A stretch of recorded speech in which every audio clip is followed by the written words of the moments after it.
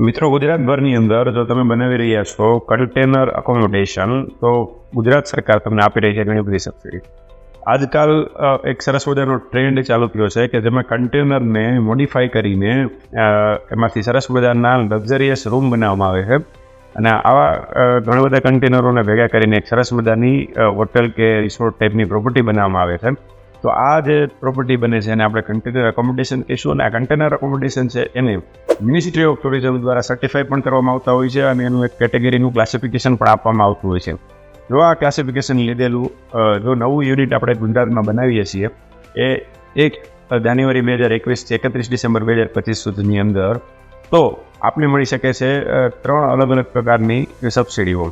તો આ કઈ સબસિડી મળે છે, કેટલી સબસિડી મળે છે અને કેવી રીતે મળે છે એના ઉપર આપણે વધુ અને વિગતમાં વાત કરીએ.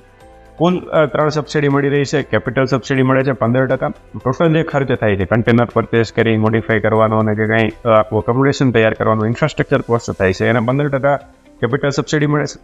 અને જે મળે છે ઇલેક્ટ્રિસિટી ડ્યુટી એક્ઝમ્પશન અને સ્ટેમ્પ ડ્યુટી એક્ઝમ્પશન અને રજિસ્ટ્રેશન ફી છે એ રિમ્બર્સમેન્ટ થતી હોય છે. ત્યારે થર્ડ જે સબસિડી મળે છે ગ્રીન બિલ્ડિંગ સર્ટિફિકેશન અને સસ્ટેનેબલ ટુરિઝમ સર્ટિફિકેશન ઉપર પણ સબસિડી મળતી હોય છે. તો આ ખાસ 3 પ્રકારની સબસિડી મળે છે. જે 15% કેપિટલ સબસિડી મળી રહી છે ટોટલ ખર્ચ ઉપર મળતી હોય છે. ઇલેક્ટ્રિસિટી ડ્યુટી એક્ઝમ્પશન છે જે આપણું લાઇટ બિલ આવતું હોય છે. લાઇટ બિલની અંદર ક્યાંક ને ક્યાંક ઇલેક્ટ્રિસિટી ડ્યુટી લાગેલી હોય છે જે 15% જેવી હોય છે. જેવી આપણે એપ્લિકેશન કરીએ છીએ આ ટુરિઝમ ડિપાર્ટમેન્ટનું, ત્યારે આપણે ઇલેક્ટ્રિસિટી એક્ઝમ્પશન સર્ટિફિકેટ આપવામાં આવે છે અને એ ઇલેક્ટ્રિસિટી ડ્યુટી ડિપાર્ટમેન્ટને આપણે આપીએ એટલે આપણા બિલની અંદર 15% જે ડ્યુટી લાગેલી હોય છે લાગતી બંધ થાય છે. 100% આપણે એક્ઝમ્પશન મળે છે ઇલેક્ટ્રિસિટી ડ્યુટીમાં. જે આપણે એકોમોડેશન તૈયાર કર્યું છે, જે લેન્ડ ઉપર કર્યું છે, લેન્ડ પરચેસ કરવા માટે કે લીઝ દેવા ઉપર આપણે જે સ્ટેમ્પ ડ્યુટી ભરેલી હોય છે, આ સ્ટેમ્પ ડ્યુટી અને રજિસ્ટ્રેશન ફી છે આપણે પરત મળતી હોય છે. 100% રિમ્બર્સમેન્ટ કરે છે ગુજરાત ટુરિઝમ ડિપાર્ટમેન્ટ છે. આ પોલિસી ટુરિઝમ પોલિસી 2021-25 અંતર્ગત. સાથે સાથે આપણે અલગ અલગ સંસ્થાઓ દ્વારા ગ્રીન બિલ્ડિંગ તરીકે પણ આપણે પોતાના સર્ટિફિકેશન લેતા હોય છે, સસ્ટેનેબલ ટુરિઝમ સર્ટિફિકેટ લેતા હોય છે, તો એના ઉપર પણ સબસિડી મળે છે.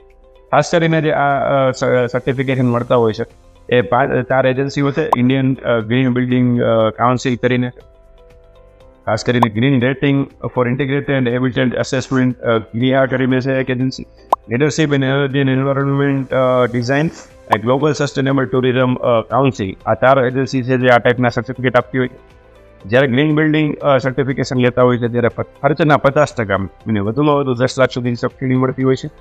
અને જ્યારે ટુરિઝમ સસ્ટેનેબલ સર્ટિફિકેટ લેતા હોય છે ત્યારે એના ખર્ચના 50% અને મેક્સિમમ 5 લાખ સુધી મળતા હોય છે આપણે.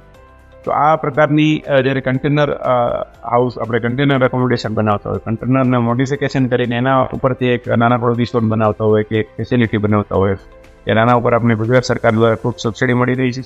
અને ગુજરાત સરકાર દ્વારા, ભારત સરકાર દ્વારા ઘણી બધી સ્કીમ, ઘણી બધી યોજનાઓ અંતર્ગત ઘણા બધા લોકોને અલગ અલગ પ્રકારે સબસિડીઓ મળતી હોય છે. અને આ વિડીયોના માધ્યમથી અમે આ બધા લોકોને અવેર કરવાનું કામ કરી, વધુમાં વધુ લોકો આ સબસિડીનો બેનિફિટ લે, વધુમાં વધુ લોકો છે એ આ યોજનાઓને જાણે, તેવા અમારા હેતુથી આ વિડીયો અમે તમારા સુધી લાવ્યા છે. તો ખાસ કરીને આ વિડીયો ટુરિઝમ યુનિટ સાથે જોડાયેલા તમારા મિત્રોને શેર કરો અને વધુમાં વધુ લોકો લાભ લેવા પ્રયાસમાં જોડાવું.